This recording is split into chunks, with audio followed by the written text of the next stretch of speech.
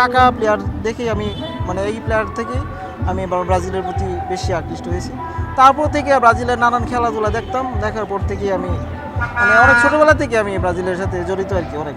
2026 বিশ্বকাপে ব্রাজিলকে শুভেচ্ছা জানিয়ে এবং ব্রাজিলকে শুভকামনা জানিয়ে আমাদের আজকের এই আয়োজন। আমাদের এবারের মিশন হলো হ্যাক্সা মিশন।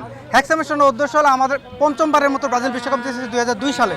আমাদের এখন উদ্দেশ্য হলো 2026 সালে এসে ব্রাজিলের টার্গেট হলো হ্যাক্সা মিশন মানে 6 নম্বর বিশ্বকাপটা কমপ্লিট করা।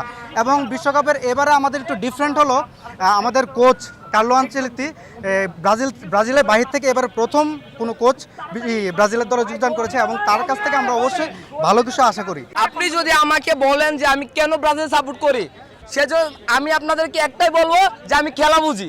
যারা খেলা বুঝে না তারাই শুধু যদি আজকে আমরা যেমনি ব্রাজিল এবং আর্জেন্টিনা সাপোর্ট করতেছি, পাশাপাশি জার্মানি আর ফ্রান্স, আপনার স্পেন, ইতালি, ওইগুলো আমরা যেমনি সাপোর্ট করতেছি, এরকমভাবে আমরা শুধু সাপোর্টের মাধ্যমে না, ওইটা যদি আমরা মাঠে আমরা ওই পরিবেশটা তৈরি করতে পারি বা ওই পরিবেশটা যদি আমরা মাঠে গড়াই, তাহলে মনে করেন যে আমাদের সমাজ ইনশাল্লাহ বদলে যেতে পারে।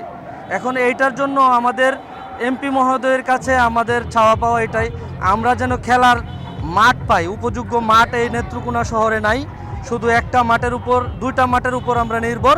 একটি মাঠ হচ্ছে আমাদের মুক্তারপাড়া মাঠ, আরেকটি হচ্ছে আমাদের জাতীয় আমাদের যে সাতপাই স্টেডিয়ামটা, ওই স্টেডিয়ামটা, ওই দুইটার উপরে আমরা নির্ভর। এখন আমাদের যে বাচ্চা কাচ্চা, আমরা এতদিন ছোট ছিলাম, এখন তো আমাদের যে একটা জেনারেশন তৈরি হচ্ছে, আমাদের বাচ্চা কাচ্চা তারা খেলবে, এরকম কোনো খেলার মাঠ নেই, যেটার জন্য আমরা খুবই সমস্যায় আছি। তো আমরা তো যদি খেলার মাঠ না পাই, মোবাইলে আসক্ত হব, প্লাস আপনার মাদকের দিকে আসক্ত হব, এটাই স্বাভাবিক বিষয়।